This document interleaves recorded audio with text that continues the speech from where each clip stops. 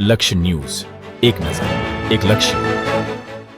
સ્વચ્છ ભારત મિશનના દાવાઓ સામે સાણંદ તાલુકાના નાની દેવતી ગામની હકીકત જાહેર શૌચાલય બન્યા ખંડેર.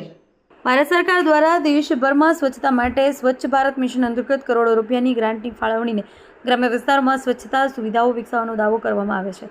ખાસ કરી સ્વચ્છ ભારત મિશન અંતર્ગત દરેક ગામમાં જાહેર શૌચાલય, કચરા વ્યવસ્થાપન અને સ્વચ્છ પર્યાવરણ સર્જવાનો ઉદ્દેશ્ય છે.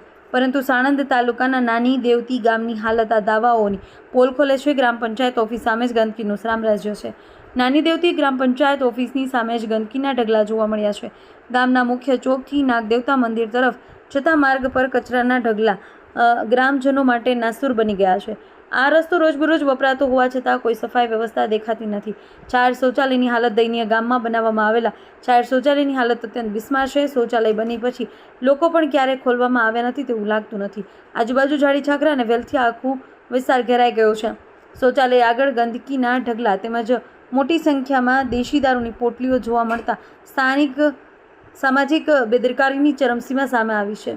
જાહેર શૌચાલય આગળ આવેલા કૂવામાં ધાબા તૂટી ગયા છે. કોઈ વ્યક્તિ અથવા બાળક અંદર પડી જાય તો તેની જવાબદારી કોની રહેશે? તંત્રની આ ઘોર બેદરકારી ગંભીર દુર્ઘટનાને આમંત્રણ આપી રહી છે. લાખોની ગ્રાન્ટ ક્યાં વપરાય? સરકાર સ્વચ્છતા માટે લાખો રૂપિયાની ગ્રાન્ટ ફાળવે છે, પરંતુ નાની દેવતી ગામમાં તે ગ્રાન્ટનો વપરાશ ક્યાં થયો તે મોટો પ્રશ્ન છે. કોઈ દેખરેખ નહીં, કોઈ નિયમિત સફાઈ નહીં અને કોઈ જવાબદારી નહીં. પરિણામે જાહેર શૌચાલય ખંડેર સમાન બની ગયા છે. રિપોર્ટર ગુલાબોદ, સાણંદ.